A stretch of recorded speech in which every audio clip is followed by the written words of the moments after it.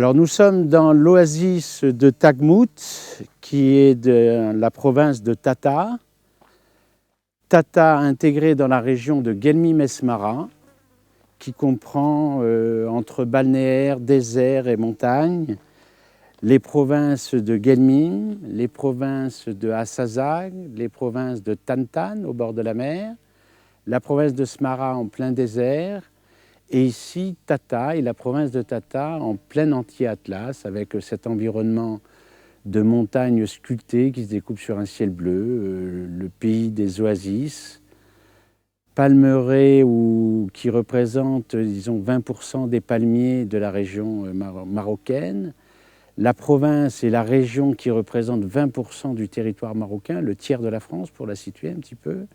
Région qui a toujours été un trait d'union, un véritable trait d'union entre le nord Maroc et le sud Maroc, d'où l'importance actuelle à mettre en exergue cette région, aussi bien sur un plan économique que sur un plan touristique, par la culture qu'elle représente, véritable terre d'accueil, et qui a toujours été la source d'un tourisme moderne qui peut se dessiner, qu'on retrouverait de manière historique dans tous les cas. La province de Tata se caractérise surtout par un problème climatique. Il y a 15 000 ans, c'était un pays tropical. On retrouve ces éléments-là à travers les gravures rupestres ou avec gazelles, mais aussi girafes, rhinocéros, éléphants, déterminent qu'il y avait beaucoup d'eau dans cette région. Et puis il y a 4 000 ans, il y a eu une période de sécheresse. On retrouve tout ça à la fois au niveau de la nature, mais également ces marques historiques que sont les gravures rupestres. Donc, terre marquée essentiellement, disons, par une présence noire, la présence subsaharienne d'origine, mais avant les subsahariens, bien entendu, les berbères. Terre juive qui fait qu'on a ici, dans ces régions-là, des tribus Zeyt Youssou, pour les nommer, par exemple, encore. Et puis, le Maroc a été, dans sa partie mauritanienne de l'Afrique du Nord, le grenier de l'Europe, donc a été marqué également par la christianisation, disons, de tout ce qui est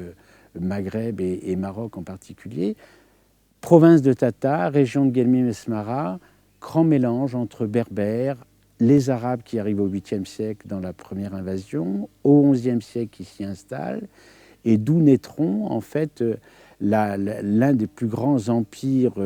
sud-européens et africains, qui sera à la fois les Almoravides et les Almohades, dont restent encore certains vestiges ici qui historiquement sont très marquants et qui ont fait une véritable terre d'accueil par l'histoire, mais par la réalité humaine actuelle. Moi, je dirais que dans tous les cas, ici, ce qu'il faut voir un petit peu à travers l'anti-Atlas, c'est un petit peu ces côtés des reliefs d'une roche qui n'a pas été cuite, en fait, avec la réalité de l'émergence un petit peu du Haut-Atlas qui est arrivé, qui va séparer les régions des Saouira, les régions de l'anti-Atlas, qui fait que, vu d'avion, on retrouve les réalités, entre autres, de l'Arganier autour du Haut-Atlas et qui permet d'identifier ces régions-là. Mais ce qui est certain, c'est que l'une des caractéristiques géologiques de l'anti-Atlas proprement dit, une zone qui est volcanique, le Sirois, qui était à 60 km à vol d'oiseau d'ici, et puis toute cette définition du contre-coup de cette émergence d'une montagne primaire qui va mettre en œuvre tous ces strates qui sont là, qui permettent de trouver à la fois des fossiles. L'une des caractéristiques de la région, c'est les fossiles, les dents de requin, par exemple, mais également tout ce qui est fossile au niveau poisson, etc. Et puis tout un milieu archéologique, puisque les hommes sont venus là il y a des milliers d'années, des dizaines de milliers d'années, et l'histoire moderne se caractérise ici, entre autres, avec le démarrage de l'arrivée des Phéniciens du côté des Saouira, et ces grandes traversées de l'Atlas qui venaient par ces grandes vallées jusqu'à Akka, jusqu'à Tata, et d'où la présence juive dans la région d'ailleurs. Voilà. On arrivait, ce qui fait que, on parlait de la terre d'accueil tout à l'heure, et qui fait que entre l'axe des caravanes qui s'est constitué avec